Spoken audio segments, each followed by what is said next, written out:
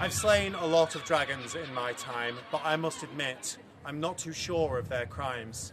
I find that most dragons arise from fear of the unfamiliar and of losing our steer. Unseen dragons develop spiteful jaws. Undefined dragons take on hate-filled claws.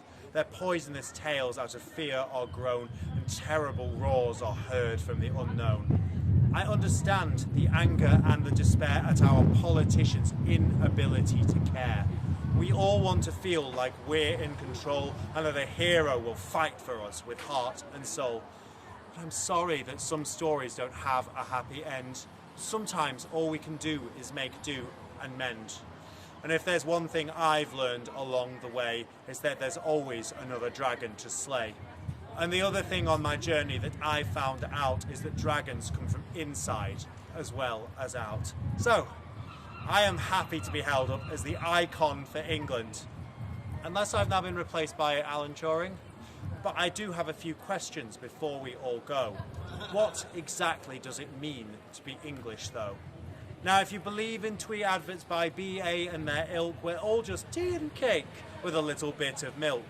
And it's true that we're not all straight from a Richard Curtis movie, but we are a bit James Bond, a bit Baldrick, a bit Austin Powers, groovy. But aren't we also Boudica, Robin Hood, King Arthur's Sword in the Stone, the Bronte sisters, Jane Austen, and Winnie the Pooh tomes? Now, kings and queens no longer define for what we die. They're Henrys, Lizzie 1 or 2, Victoria, or even Lady Di.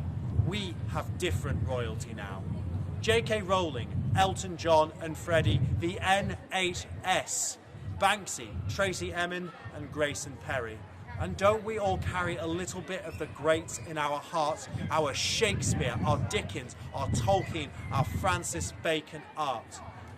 Since I myself was born in a strange and foreign land, but I can call this my country, I want to take a stand and say that England is not just what was built in her soil, but those who come here and with blood, sweat and toil helped build our nation in our darkest hour fought lives sold and bought and a better life sought. They make our lives richer, our menus less drab.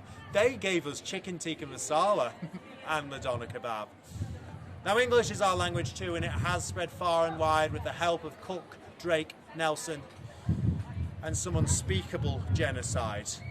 Now, can the scales of history be balanced with Brunel, Darwin and Faraday? Is Beatlemania and Britpop and fish and chips enough to sway the world towards our favour and make them stand by our side during times we ourselves are questioning our national pride?